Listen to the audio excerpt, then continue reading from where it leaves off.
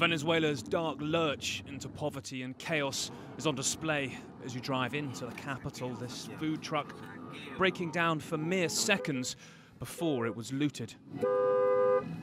Basic food is scarce, no shortage of bleach, but long lines for bread. This crisis all created by the mad policies of a government that now wants to hide the collapse, cracking down on and intimidating journalists. We had to go undercover, and much of our filming was done covertly to avoid arrest. With some poor nearing starvation, the people demand change in violent clashes. Tens of lives lost as desperation meets tear gas and police birdshot. You've heard of the Molotov cocktail? Well, that will be too simple for a once suave, gas-rich state. So this is the poo-poo-tov, a sewage bomb.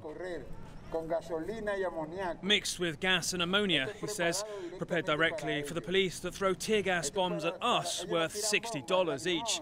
My country doesn't have food, and we can't even protest peacefully. This is the daily standoff. The crowd sometimes attacked by pro-government thugs on motorcycles who open fire indiscriminately. Gunfire takes at least one life this day, that of 27-year-old Miguel Castillo. But it doesn't stop the daily battle to eat. Virginia has been doing this for 18 months to feed her 5 kids. She can't find work since she had this little one, but here sometimes finds what she calls meat. Sometimes I find stuffed bread, she says, rice, meat, beans, pasta. Some people are conscientious and put it in clean bags, leaving it out. So how has oil-rich Venezuela got so bad? In most countries, it's the market that sets the price of, let's say, for example, rice. But here in Venezuela, the government decides how much you should pay for most foodstuffs, but also what many people's wages actually are.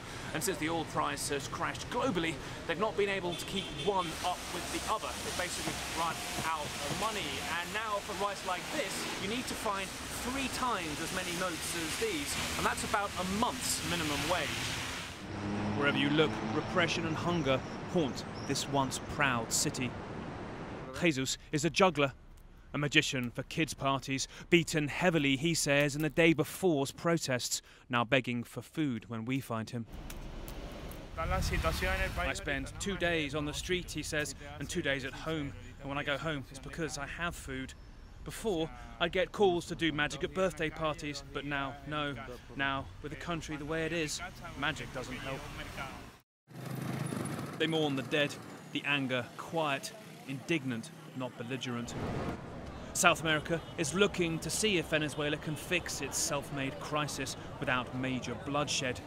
But they are falling so far, so fast, and the ground is getting nearer. Nick Paton Walsh, CNN, Caracas, Venezuela.